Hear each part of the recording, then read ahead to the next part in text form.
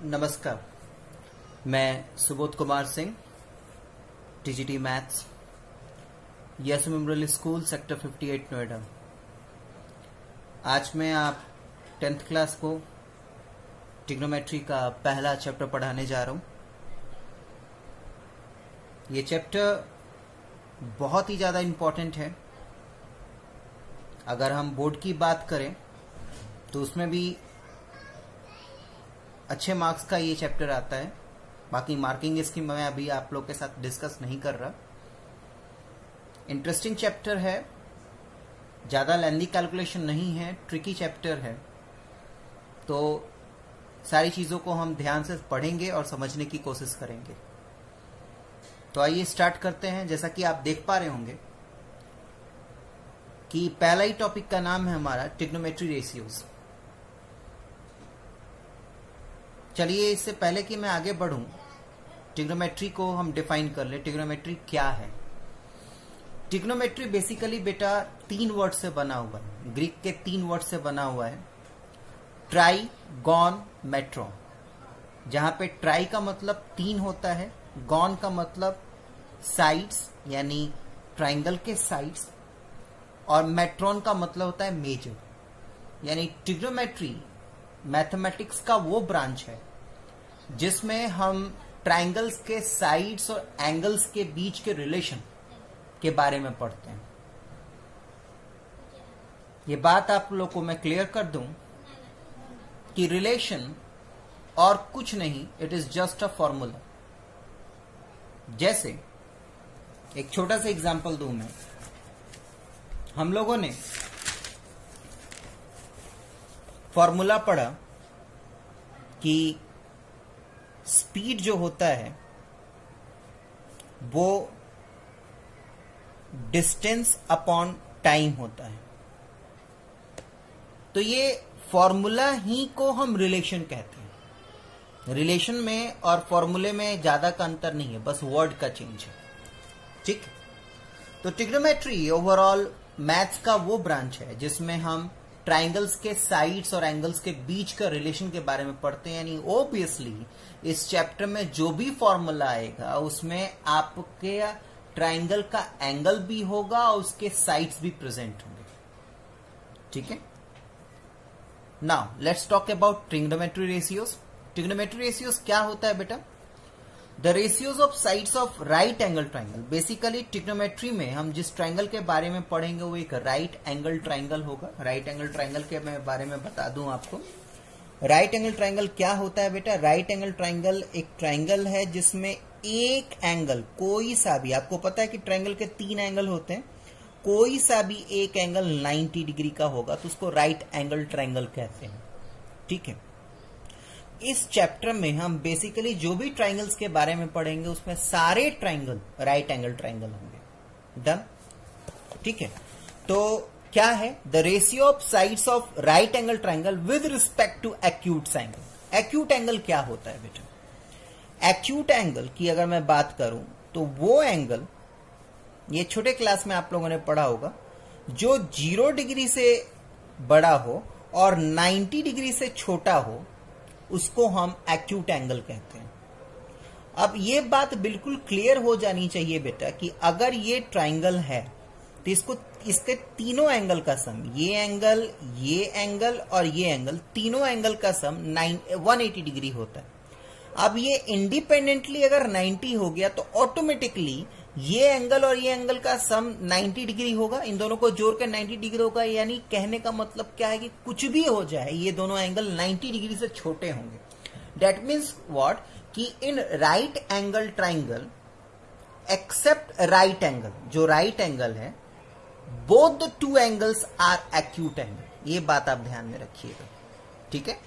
तो जो भी हम ट्रिग्नोमेट्री रेशियोज अब पढ़ने जा रहे हैं, रेशियो का मतलब है क्या कि डिनोमिनेटर और न्यूमरेटर के फॉर्म में कुछ आपके पास आने वाला है, उसमें हम किसके रिस्पेक्ट में हम इस चीजों को पढ़ेंगे? तो एक्यूट एंगल के रिस्पेक्ट में पढ़ेंगे। ठीक है। ये आप देख भी पा रहे होंगे, जहां पे मैंने लिखा भी है कि एक्यूट एंगल क्या होता है। It is the basically the angle which is greater than 0 degree but less than 90 degree. ये जो आप सिंबल देख रहे हैं, this one is called theta. It is basically the Greek word. अभी तक आप लोग जब मैथ्स में पढ़ते होंगे, let the angle, let the father H be X, let the mother H be Y, तो यहाँ पे let the angle B x और वाई नहीं मान के अब हम थीटा मानेंगे। This one is called theta. It is a Greek word, ठीक है। और थीटा की वैल्यू कुछ भी हो सकती है, ठीक है। ट्रिग्नोमेट्री रेशियो को शॉर्ट में टी रेशियोस भी कहा जाता है। तो आइए मैं सारी बातों को पहले क्लियरली समझाऊं कि क्या चीज है, उसके बाद हम इंग्लिश का वो पढ़ेंगे। ध्यान से मेरी बातों को सुनेंगे और समझने की कोशिश करेंगे। सबसे पहले मैं आपको क्लियर कर दूं, अभी तक हम लोगों ने राइट एंगल ट्रायंगल में क्या क्या पढ़ा था। अभी तक मेरे मैथ्स के टीचर ने 9th क्लास तक मुझे ये पढ़ाया था बेटा कि सुबोध, ये अगर एक राइट एंगल ट्रायंगल है तो 90 डिग्री के ठीक सामने वाला हाइपोटेनस होगा, हाइपोटेनस के ठीक सामने वाला परपेंडिकुलर, और जो बच गया बाबू वो बेस होगा। लेकिन ट्रिग्नोमेट्री में थोड़ा सा चीज चेंज होता है। क्या चेंज होता है, मैं एक बार दोबारा से रिपीट कर दूं। राइट एंगल ट्रायंगल में राइट एंगल को छोड़ के बाकी के दो एंगल एक्यूट होते हैं, यानी ये एंगल भी एक्यूट होगा और ये एंगल भी एक्यूट होगा, ठीक है। क्योंकि हम जो भी ट्रिग्नोमेट्री रेशियोज अभी पढ़ने जा रहे हैं वो एक्यूट एंगल के रिस्पेक्ट में पढ़ते हैं ना बेटा, इसीलिए इस एक्यूट एंगल को हम एंगल ऑफ रेफरेंस कहते हैं। क्या? Angle of reference. आप दो राइट एंगल ट्रायंगल को देख पा रहे होंगे, ठीक है। लेट्स सपोज कीजिए कि दोनों का जो नाम है मैं सेम डाल देता हूं ताकि चीजों को समझाना इजी होगा मेरे लिए। दोनों ट्रायंगल का नाम एबीसी ही है, एबीसी ही है, राइट एंगल एट बी, ठीक है। इसमें मैंने एंगल ऑफ रेफरेंस चेंज किया है। इसमें मैंने इस वाले को एंगल ऑफ रेफरेंस माना है और इसमें मैंने इस वाले को एंगल ऑफ रेफरेंस माना है। इस बात का ध्यान रखिएगा, 90 डिग्री के ठीक सामने वाला हाइपोटेनस होता है। इस थ्योरी में कोई भी चेंजिंग नहीं हुआ है, लेकिन एंगल ऑफ रेफरेंस के अकॉर्डिंगली परपेंडिकुलर और बेस का पोजीशन चेंज होता है। यानी कहने का मतलब क्या है, जो आपका रेफरेंस ऑफ एंगल होगा, यानी जिस एक्यूट एंगल को आप रेफर कर रहे हैं उसके ठीक सामने वाला परपेंडिकुलर होगा, ठीक है। उसके ठीक सामने वाला परपेंडिकुलर होगा और जो बच गया वो बेस है बेटा। डन? जो बच गया वो बेस है, ठीक है। तो इसी चीज को मैंने यहां पे थ्योरी में लिखा है, ठीक है, कि पहले पॉइंट में यही लिखा है कि जो एक्यूट एंगल जिसके रिस्पेक्ट में आप ट्रिग्नोमेट्री रेशियोज को लिखेंगे उसको एंगल ऑफ रेफरेंस कहा जाता है। इस वाले पॉइंट में फिगर देख के आपको दिख ही रहा है, यहाँ पे मैंने इस रेड सिंबल से, ये मेरा सी एंगल ऑफ रेफरेंस है तो इसके ठीक सामने वाला परपेंडिकुलर है। वहीं पे ये वाला एंगल ऑफ रेफरेंस है तो उसके ठीक सामने वाला परपेंडिकुलर है। यहाँ पे मैंने इस पॉइंट पे यही लिखा है बाबू कि एंगल ऑफ रेफरेंस यानी जिस एक्यूट एंगल को हम रेफर कर रहे हैं उसके अकॉर्डिंगली परपेंडिकुलर बेस का पोजीशन चेंज होता है, ठीक है। आइए पेज नंबर 2 पे आते हैं। अब आइए हम बात करते हैं ट्रिग्नोमेट्री रेशियोज, ठीक है। मैंने आपको क्या समझाया था बेटा, मैंने आप लोगों को ये समझाया था कि इस चैप्टर में हम साइड्स ऑफ ट्राइंगल और एंगल्स ऑफ ट्राइंगल के बीच के रिलेशन के बारे में पढ़ेंगे। और रिलेशन कुछ नहीं होगा बेटा, relation is just the formula. अगर मैंने बोला कि इस चैप्टर में हम relation between sides of a triangle और एंगल्स ऑफ ट्राइंगल्स के बारे में पढ़ेंगे, दैट सिंपली मीन्स कि we are going to learn the formula which is having both the quantity, that is sides of triangle also and the angle of triangle also, ठीक है। तो हमारे पास total, अगर मैं बात करूं, हमारे पास टोटल 6 ट्रिग्नोमेट्री रेशियोज हैं, ठीक है। Ratio is just the fraction, it is just a fraction. आप देख पा रहे होंगे यहाँ पे मैंने लिखा है sine A is equal to P upon H. यानी अगर मैं एक राइट एंगल ट्राइंगल बनाऊं, ठीक है बेटा, एक राइट एंगल ट्राइंगल में बना लूं यहाँ पे ताकि थोड़ा इजी होगा समझने के लिए। अगर ये ट्राइंगल ए बी सी है, तो साइन ए लिखने का ही मतलब है कि मैंने यहां पे एंगल ऑफ रेफरेंस एंगल ए लिया है, यानी सीधा सीधा हिसाब बैठता है बेटा कि ये अगर मेरा एंगल ऑफ रेफरेंस है तो ये परपेंडिकुलर होगा और ये बेस होगा और 90 डिग्री के ठीक सामने वाला हाइपोटेनस ही होता है। ठीक है, तो ध्यान से देखिए, sine A is equal to P upon H है ना बाबू। तो ये एंगल ए क्या है, it is just the angle, and what is P and H, it is basically the sides of a triangle. और अभी भी हमने डेफिनेशन ऑफ ट्रिग्नोमेट्री क्या पढ़ा, it is just the branch of mathematics which deals with the study of relation between angles and sides of a triangle. और वो मैं देख भी रहा, मैं यहाँ पे आप देख भी पा रहे होंगे कि जो भी फॉर्मूला हम पढ़ रहे हैं, sine A is equal to P upon H, तो इसमें एंगल ऑफ अ ट्राइंगल भी प्रेजेंट है और इसमें साइड्स ऑफ अ ट्राइंगल भी प्रेजेंट है। ठीक है, हाँ इस बात का ध्यान रखिएगा, यहाँ पे साइन को ही यहाँ पे SIN साइन कहते हैं, कोसाइन को कॉस, टेंजेंट को टेन, कोसेंट को कॉसेक, सेकेंड को सेक, को टेंजेंट को कॉट, और हाँ बाकी हुई है, ये 6 ही है हमारे पास। ठीक है, तो सारे 6 ट्रिग्नोमेट्री रेशियोज को डिफाइन करने के लिए मैंने angle of reference angle A ही लिया है, जहां पे sine A is equal to P upon H, cos A is equal to B upon H, tan A is equal to P upon B, cosec is equal to H upon P, sec A is equal to H upon B, cot A is equal to B upon P. ये एक फॉर्मूले की तरह आपको 6 याद रखना है। ये 6 याद करने का एक टेक्निक है, ये टेक्निक आप देख पा रहे होंगे, यहाँ पे लिखा है क्या, पंडित बद्री प्रसाद हरि हरि बोल। ये बहुत सारे टेक्निक हैं जो आप अपने स्कूल टीचर या ट्यूशन टीचर से पढ़ेंगे तो बहुत सारे टेक्निक्स पढ़ेंगे। ठीक है, बस बाबू यहाँ पे इस बात का ध्यान रखिएगा, जो रेड पेन से जो मैंने लिखा है ना उस पर ध्यान दीजिए, P upon H, B upon H, P upon B. तो P upon H is basically the sine theta, देखिए done done. B upon H basically cos theta, ठीक है बेटा, और what is P upon B, it is basically tan theta. अब बाकी जो ये आप देख रहे हैं ना बेटा, बाकी जो आप देख पा रहे हैं ये साइन है, कॉसेक है, ठीक है बाबू, कॉस है और सेक है और टेन ए और कॉट है, ये एक दूसरे के रेसिप्रोकल है। साइन ए क्या है, P अपॉन एच, तो कॉसेक ए जो है ना वो साइन ए का रेसिप्रोकल है, तो इसलिए देखिए इसका value H upon P, just the reciprocal of sine A है। Sec A is basically the reciprocal of cos A, therefore its value is H upon B, which is just the reciprocal of cosec A. And cot A is basically the reciprocal of tan A, ठीक है, therefore its value is just the reciprocal of tan. Done बेटा।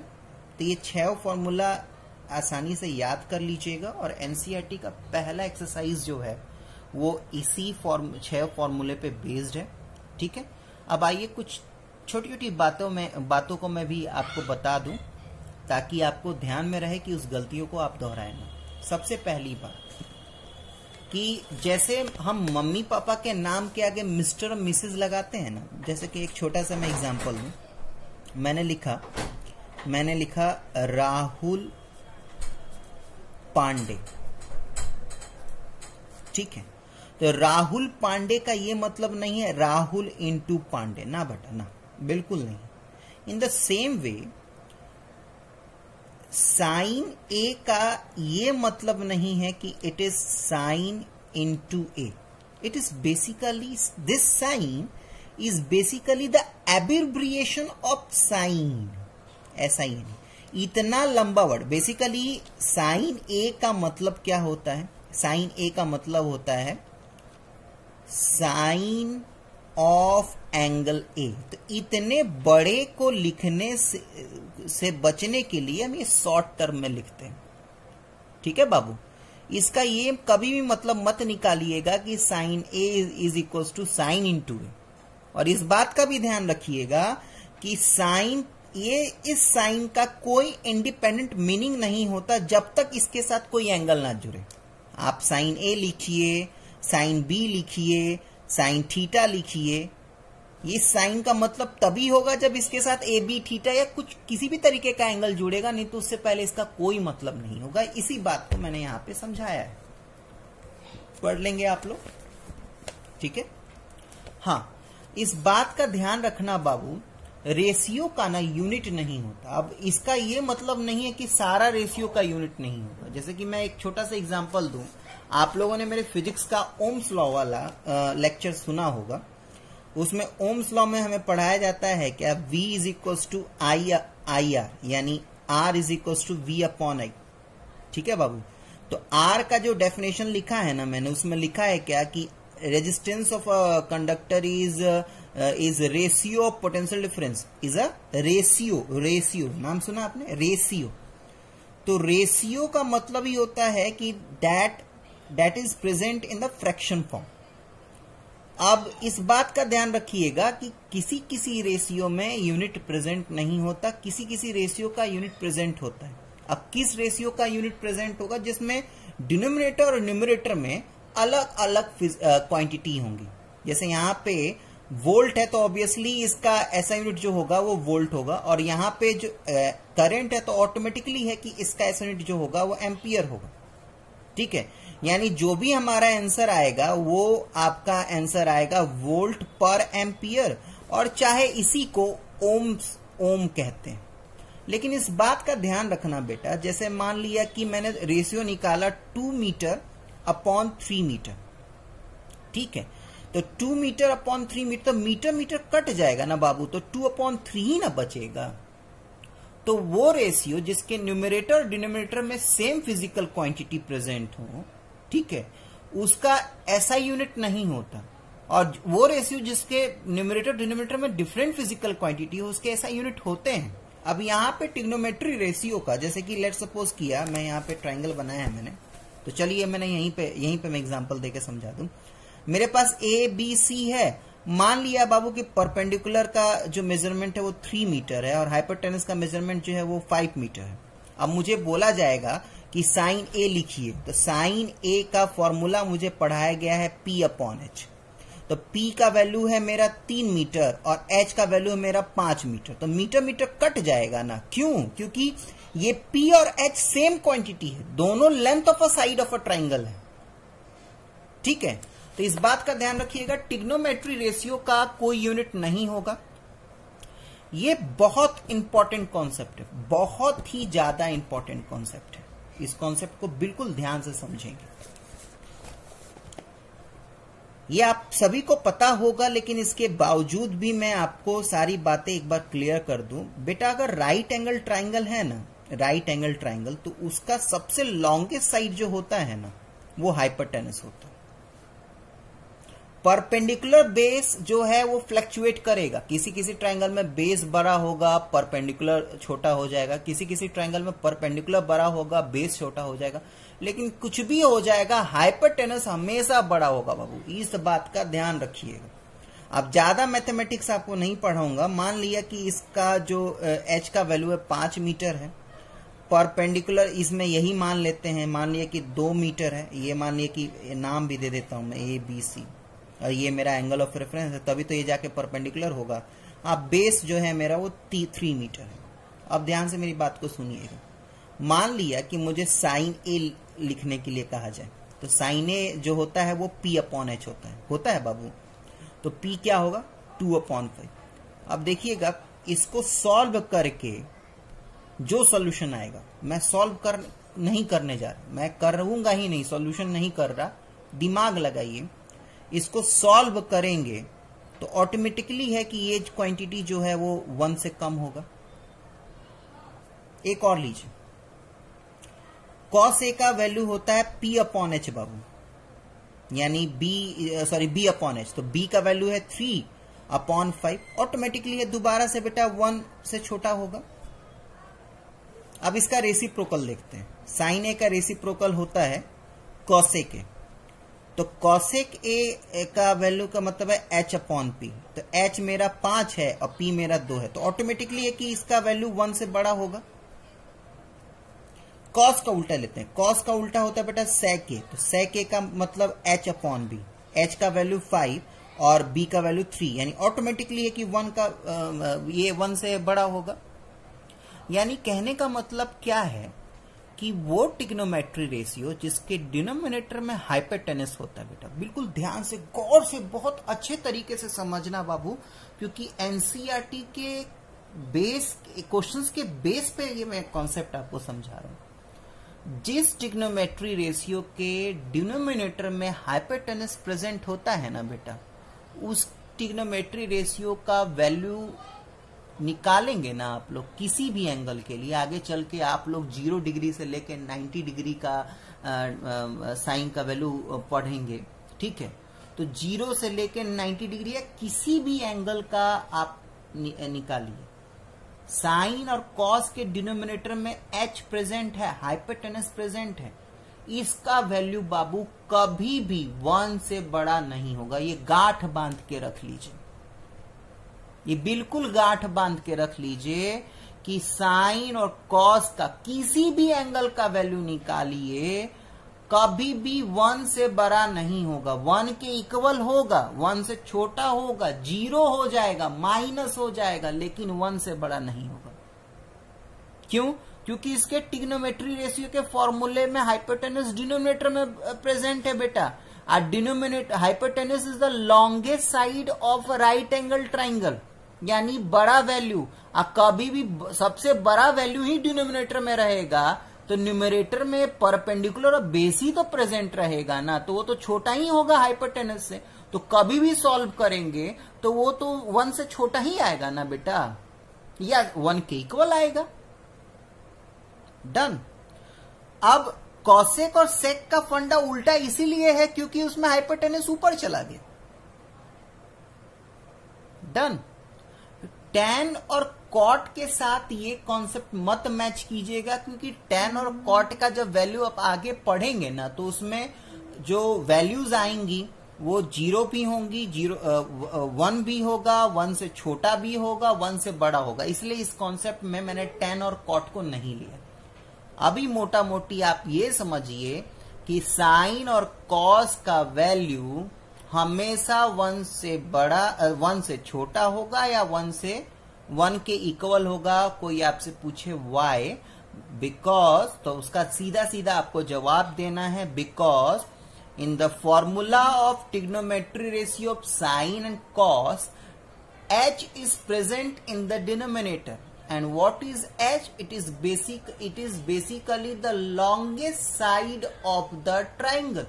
That simply means कि in the denominator of the formula of sine and cos, large value is present, which make the value of sine and cos less than or equal to 1.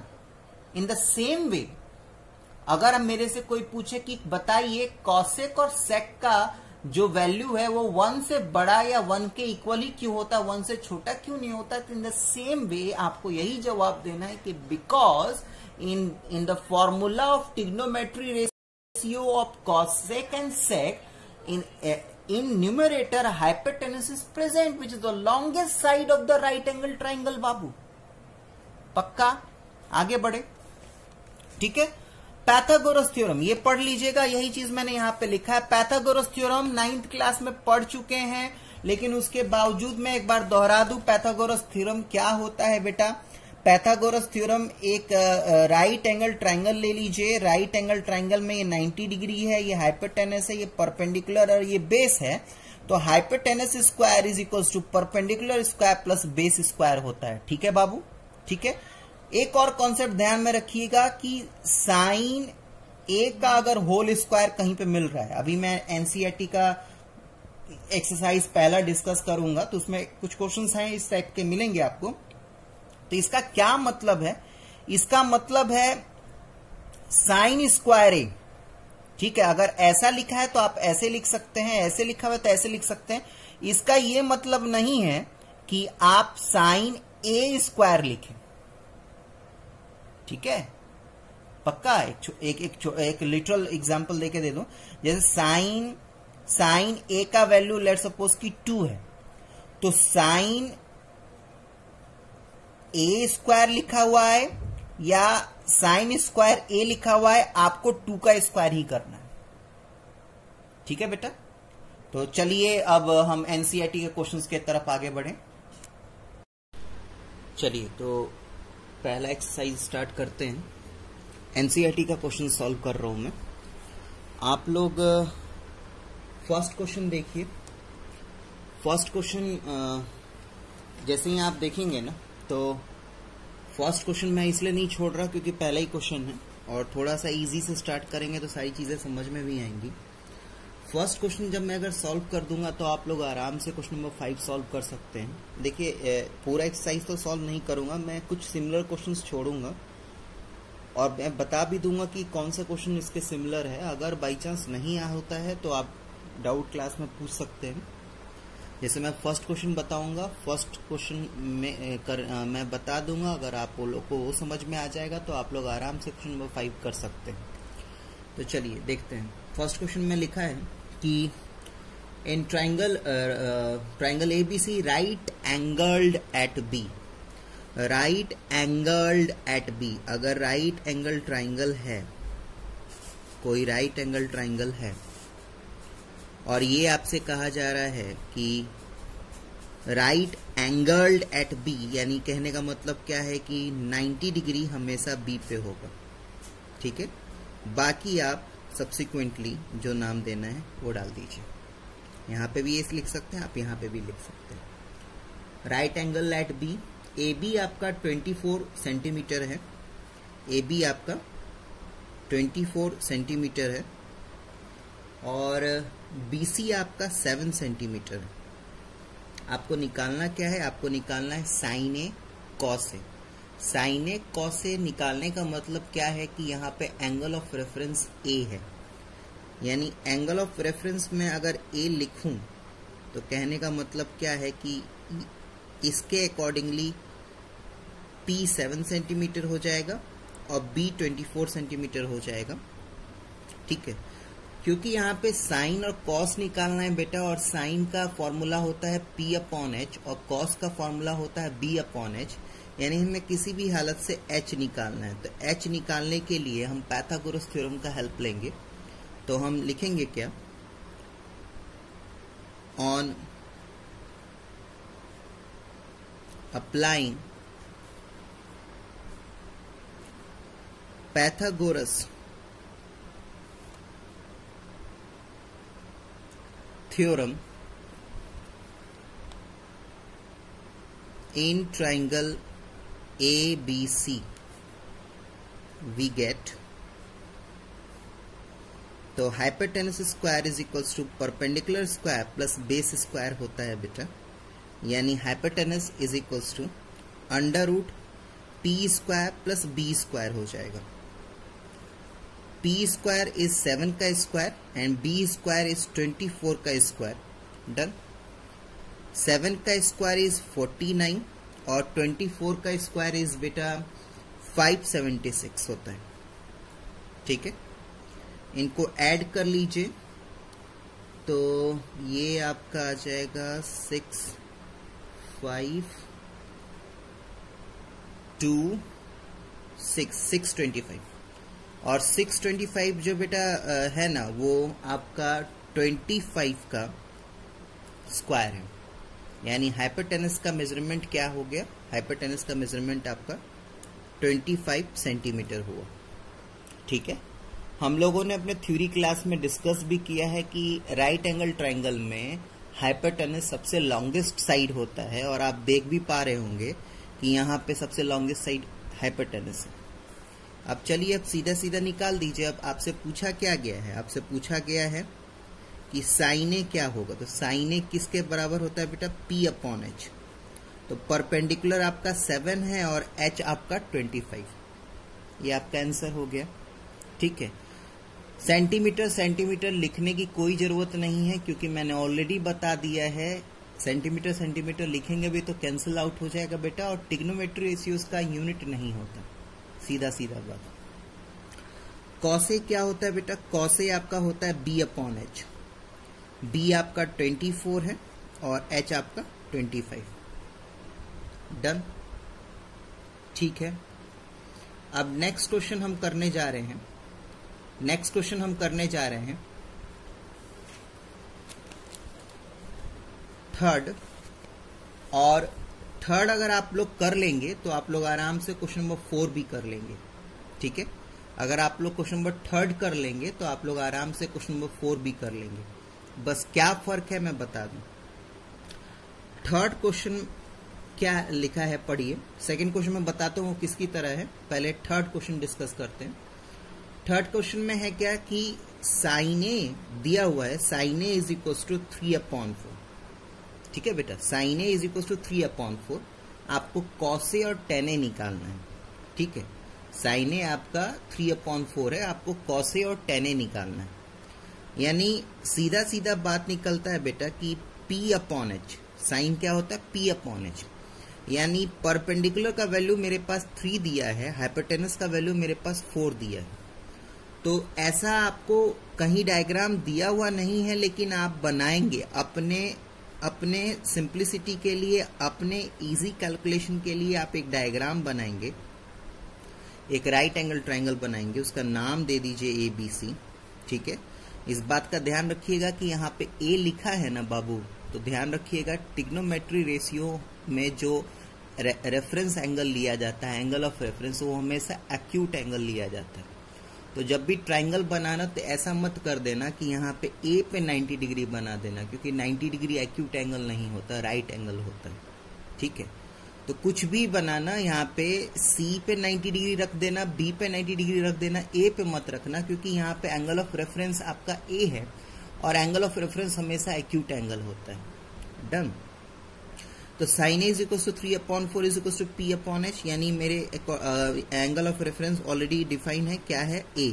इसके accordingly ये मेरा P हो जाएगा, ये मेरा B हो जाएगा और ये मेरा H हो जाएगा। तो H मेरा 4 है, P मेरा 3 है। तो B निकालने के लिए पाइथागोरस थ्योरम अप्लाई करेंगे, तो डायरेक्टली लिखता हूं मैं। तो according to Pythagoras theorem, according to Pythagoras theorem we have, हमें पढ़ाया गया है क्या, h² is equal to P² plus B²। अब मुझे B निकालना है ना बाबू, तो B निकालना है तो मैं काम करता हूं, मैं P² को इधर लेके आता हूं, यानी मेरा B² is equal to h² minus P² हो जाएगा, यानी B is equal to under root h² minus P² हो जाएगा। H आपका बेटा 4 है और P आपका 3 है, यानी 4 just 16 माइनस 9, यानी बाबू ये आ जाएगा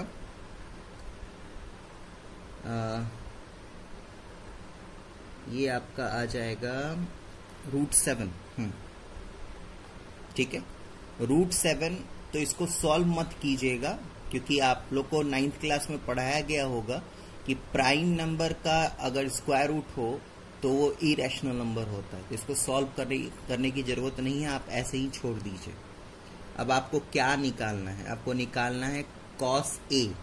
तो cos A क्या होता है बाबू, cos A होता है B/H। तो B आपके पास कितना है √7 और H कितना है 4, इतना ही बस सोल्यूशन है। इन the same way tan A, तो tan A क्या होता है बेटा, tan A होता है P/B। ठीक है, tan A होता है P/B। तो P कितना है 3, B कितना है √7, इतना ही आंसर है। ठीक है, फोर्थ क्वेश्चन भी बिल्कुल सेम है। फोर्थ क्वेश्चन में क्या थोड़ा सा अलग है वो मैं बता दूं। फोर्थ क्वेश्चन में दिया क्या है, फोर्थ क्वेश्चन में दिया है बेटा 15 cot A is equal to 8। बिल्कुल सिंपल है, यहां पे कुछ नहीं है, मतलब क्या कि ये इनटू में है। यानी कहने का मतलब क्या है कि मैं cot A is equal to 8/15 लिख सकता हूं। अब cot क्या होता है बाबू, cot होता है B/P, यानी B का वैल्यू 8 है और P का वैल्यू 15 है। तो सेम उसी पे आया, पाइथागोरस थ्योरम के हेल्प से H निकालिए और फिर आपसे जो पूछा जा रहा है वो निकालिए। डन। नेक्स्ट क्वेश्चन चले। नेक्स्ट क्वेश्चन आपका बेटा 6th क्वेश्चन है, बहुत इंपॉर्टेंट क्वेश्चन है, मेरे तरफ से आप इंपॉर्टेंट रखिएगा। 6th क्वेश्चन बहुत इंपॉर्टेंट क्वेश्चन है, प्रूफ टाइप से है, इजी है लेकिन प्रूफ टाइप से क्वेश्चन दिया हुआ है। इसमें सबसे पहले एक 9th क्लास का थ्योरम है, थ्योरम आएगा, उसको मैं डिस्कस कर लूं।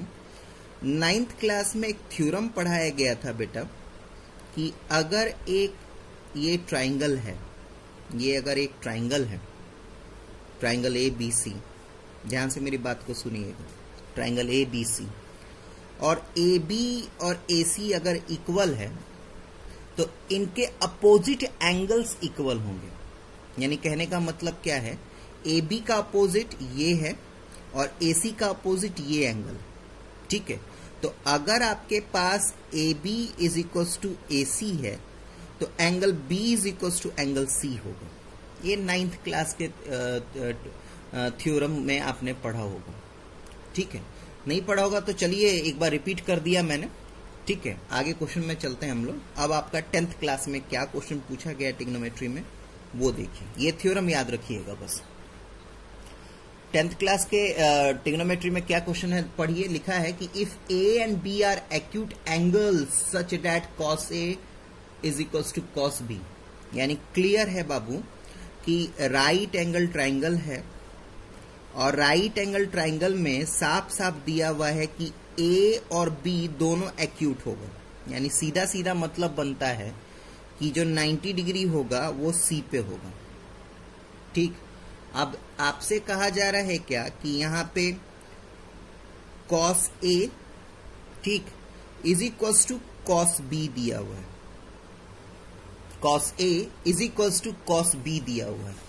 तो देखिए हाइपोटेनस का तो पोजीशन चेंज नहीं होगा, इसलिए मैं H ब्लू पेन से ही लिख देता हूं, क्योंकि यहां पे A और B दोनों को मतलब दोनों साइड एंगल ऑफ रेफरेंस अलग अलग है, यानी उसको डिफाइन करने के लिए मुझे यहां पे अलग अलग परपेंडिकुलर और बेस का पोजीशन इंडिकेट करना पड़ेगा। यानी कहने का मतलब क्या है कि अगर मेरा एंगल ऑफ रेफरेंस A हुआ तो ऑब्वियसली P ये होगा और B ये होगा, ठीक है बाबू। लेकिन अगर मेरा एंगल ऑफ रेफरेंस B हुआ, ठीक है, एंगल ऑफ रेफरेंस B हुआ तो ऑब्वियसली ये मेरा P होगा और ये मेरा B होगा। अब ध्यान रखिएगा, पेंसिल और रेड पेन से मैंने लिखा है तो इस बात का ध्यान रखिए। चलिए चले, cos A क्या है? cos A होता है बेटा B upon H।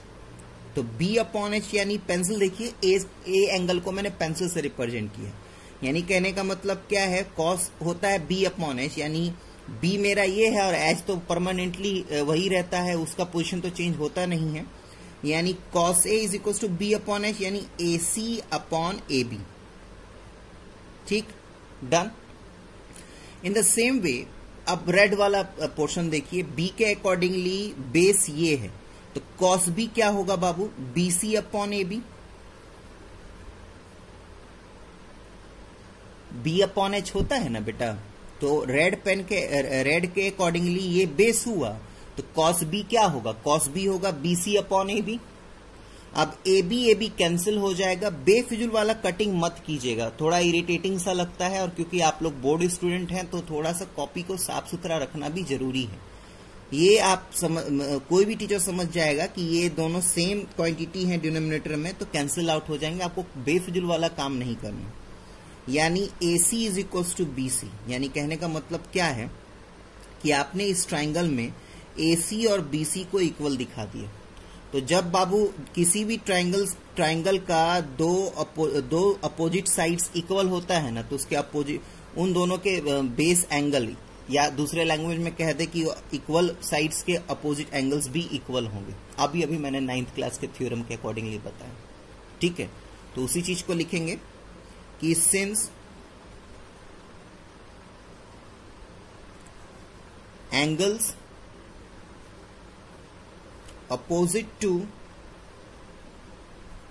equal sides,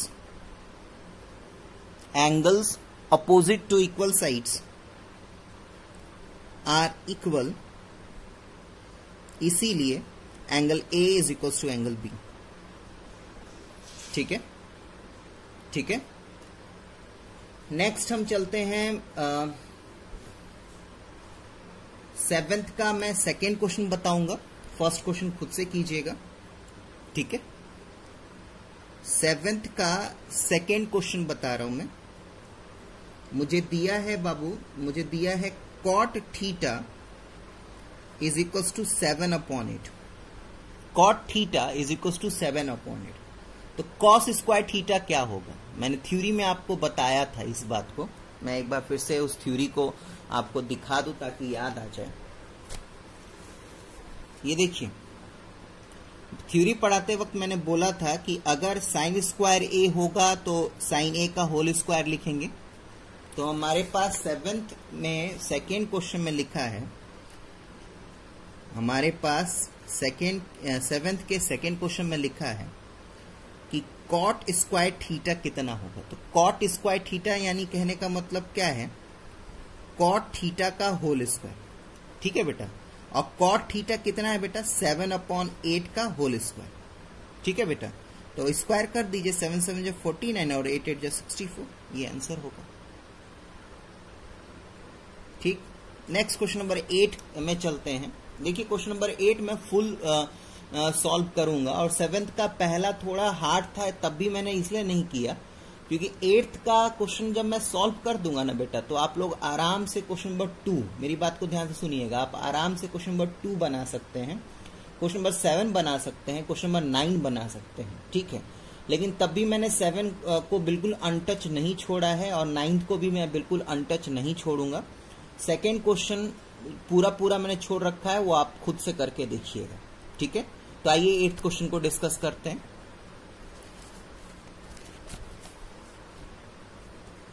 8th question क्या दिया है, पहले देखिए, पहले लिखिए क्या दिया हुआ गिवन।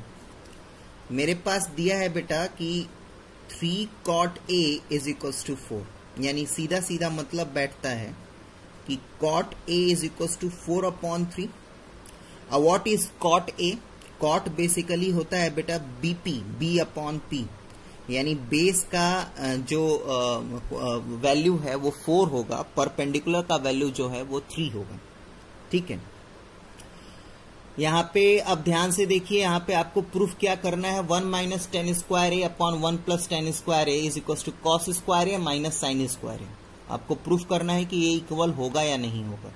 तो मैं सबसे पहले ये कहूंगा कि इससे पहले कि आप लोग आगे बढ़े, आप लोग सबसे पहले बेटा tan A, cos A और sin A का वैल्यू जरूर निकाल लीजिएगा। ठीक है, क्योंकि इनके वैल्यू, इनको सॉल्व करते वक्त tan A और cos A और sin A का अगर वैल्यू निकालते हैं तो थोड़ा कॉम्प्लिकेटेड होगा, तो इसीलिए पहले से इसको कैलकुलेट करके रख लीजिए। तो मैंने क्या सिखाया था आप लोगों को कि जब भी इस तरीके का क्वेश्चन आए तो सबसे पहले आपको खुद से ट्रायंगल बना लेना है, खुद से ट्रायंगल बना लेना है और खुद से नाम भी दे देना है। बस इस बात का ध्यान रखिएगा, क्योंकि एंगल ऑफ रेफरेंस मेरा ए है, यानी ये एक्यूट एंगल मेरा ए होगा, 90 डिग्री बी रख दीजिए, सी रख दीजिए। आप सी को यहां पे और बी को यहां पे कर सकते हैं। ठीक है, एंगल ऑफ रेफरेंस मेरा ये है बाबू, तो इसके अकॉर्डिंगली परपेंडिकुलर मेरा ये हो जाएगा, बेस मेरा ये हो जाएगा और हाइपोटेनस मेरा ये हो जाएगा। मेरा पी का वैल्यू दिया हुआ है 3, बी का वैल्यू दिया है बेटा 4। अब हाइपोटेनस मैं कैलकुलेट कर लूंगा बाय पाइथागोरस थ्योरम। चलो कैलकुलेट कीजिए, by Pythagoras theorem we have. तो पाइथागोरस थ्योरम की बात करें तो hypotenuse is equals to under root P square plus B square होगा बेटा, यानी p इज 3 स्क्वायर और b होगा 4 का स्क्वायर, यानी 9 + 16। ठीक है बेटा, 9 + 16 यानी 25 और ये आपका 5 हो जाएगा, यानी हाइपोटेनस आपका क्या है, हाइपोटेनस आपका हो जाएगा 5। ठीक है, तो चलिए एक एक करके आराम से सबकी वैल्यू निकाल लें। एक लाइन से चलिए, साइन ए होता है बेटा P/H। P का वैल्यू है मेरे पास 3 और H का वैल्यू मेरे पास 5 है। कॉस A का वैल्यू होता है बेटा B/H। ठीक, तो B मेरे पास 4 था और H मेरे पास 5 है। ठीक, और tan A का वैल्यू होता है बेटा P/B। तो P मेरा 3 है बेटा और B मेरा 4 है।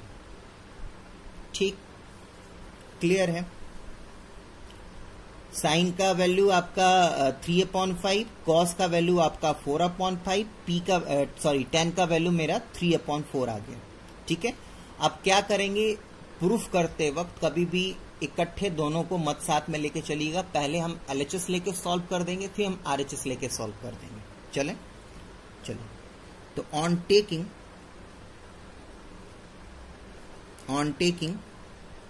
LHS वी हैव,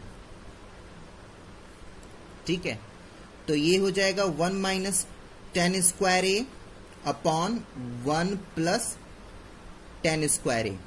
ठीक है बेटा, तो मैंने आप लोग को क्या सिखाया था कि tan स्क्वायर ए का मतलब tan ए का होल स्क्वायर। ठीक है, यानी tan ए मेरे पास 3/4 है, इसका होल स्क्वायर करना है मुझे। और दोबारा से देखिए 1 प्लस अगेन tan स्क्वायर ए यानी 3/4 का होल स्क्वायर। ठीक है, अब इसको सॉल्व करेंगे बेटा, यानी 1 माइनस 9/16 अपॉन 1 प्लस 9/16। ठीक, यहीं पे मैं सॉल्व कर दे रहा हूं ताकि पेज ना पलटना पड़े मुझे। आप लोग लेकिन पूरा सीधे जाइएगा।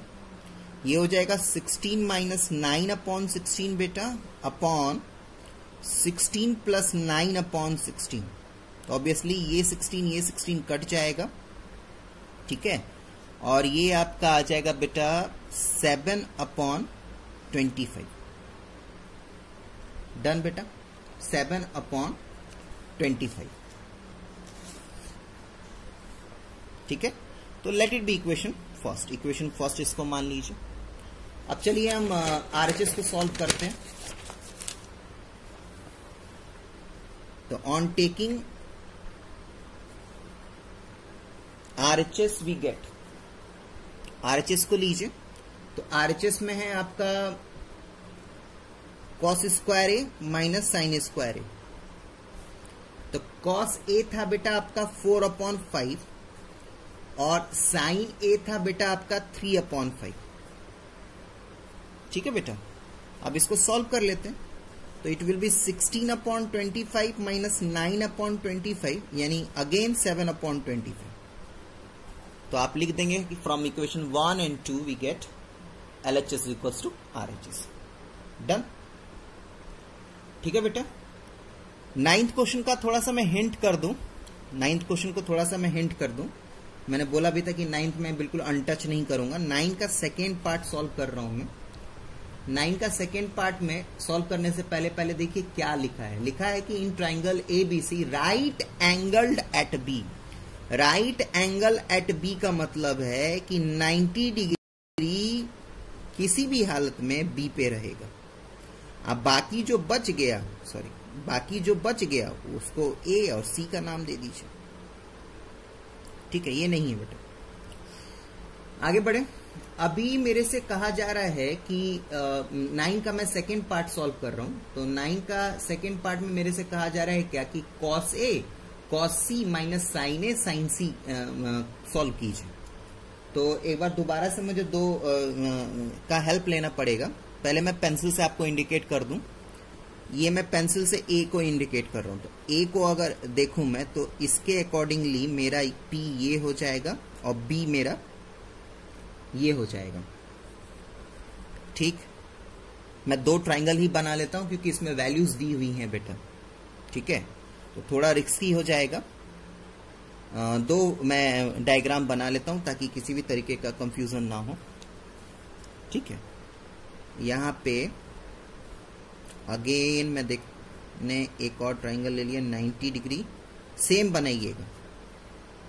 ठीक, और अगर मैं C को देखूं बेटा, C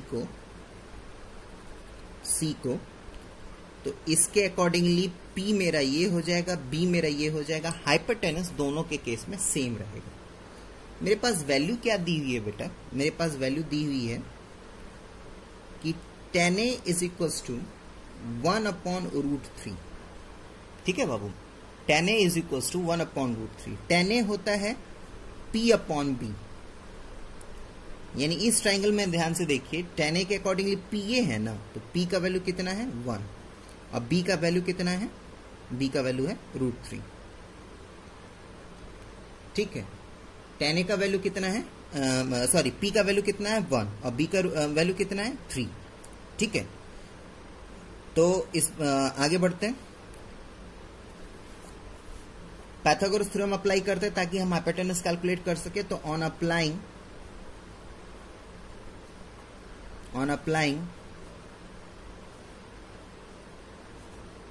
Pythagoras theorem we get, Pythagoras theorem apply करते हैं बेटा। तो पाइथागोरस थ्योरम अप्लाई करेंगे, हाँ, तो पाइथागोरस थ्योरम अप्लाई करेंगे तो पाइथागोरस थ्योरम के accordingly h is equals to √p² plus b² हो जाएगा बाबू।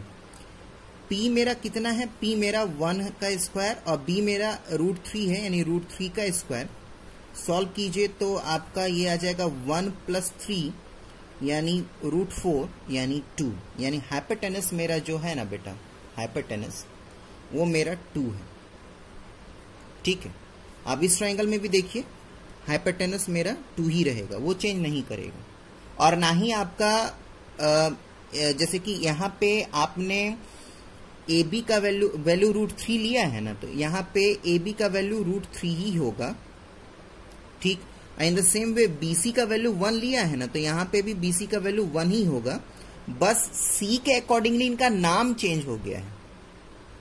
यानी अगर मुझे साइन ए लिखना है तो साइन ए मेरा जो है वो 1/√3 होगा, अब वहीं पे अगर मैं साइन सी लिखूंगा तो √3/1 हो जाएगा। बात समझ में आ रहा है ना? सॉरी, एक बार दोबारा से सुनिए क्या मैं कहना चाह रहा हूं। अगर मुझे tan a लिखना है तो 1/√3 हो जाएगा, क्योंकि p/b इसके अकॉर्डिंगली p/b ये है। और अगर मुझे tan c लिखना है तो इसके अकॉर्डिंगली pb ये है, तो √3/1 हो जाएगा। बात समझ में आया? तो इस बात का ध्यान रखिएगा कि पहले अटेम्प्ट में जिस साइड का जो भी मेजरमेंट होगा वो मेजरमेंट चेंज मत कीजिएगा, बस नाम चेंज कीजिएगा। यानी यहाँ पे √3 और 1 लिख दिया गया है, ए बी का मेजरमेंट √3 है और बी सी का मेजरमेंट 1 है, तो इसको ज्यों का त्यों रहने दीजिए, बस नाम चेंज कर दीजिए according to angle of reference. इसमें एंगल ऑफ रेफरेंस ये है तो ये P ये हो जाएगा, ये B हो जाएगा। इसमें एंगल ऑफ रेफरेंस C है तो ये P हो जाएगा और ये B हो जाएगा। ठीक है, चले अब आइए क्वेश्चन पे। मेरे से बोला जा रहा है क्या, अब क्या निकालना है मुझे? अब मुझे निकालना है cos A cos C minus sine A sine C। cos A cos C minus sine A sine C। अब मैं पूरा डायग्राम कवर अप नहीं कर पाऊंगा, ऑलरेडी डायग्राम आप लोग के साथ डिस्कस है। आप बिल्कुल ध्यान से दोनों इसको देखिएगा। चलिए, cos A यानी cos A वाले जब मैं A के रिस्पेक्ट में कुछ बोलूंगा तो आपको ये ट्राइंगल देखना है, और C के रिस्पेक्ट में कुछ बोलूंगा तो आपको ये ट्राइंगल देखना है। ठीक है, चले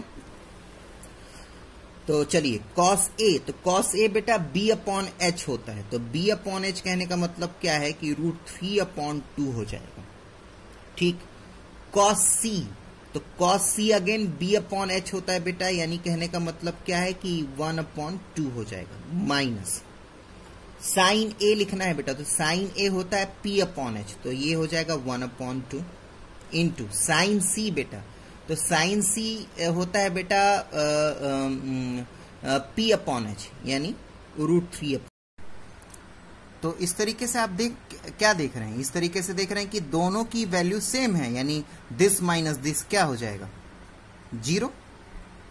ठीक है, अब बेटा 10th और 11th क्वेश्चन ना मैं नेक्स्ट वीडियो में आपके साथ डिस्कस करूंगा। अभी के लिए थैंक यू।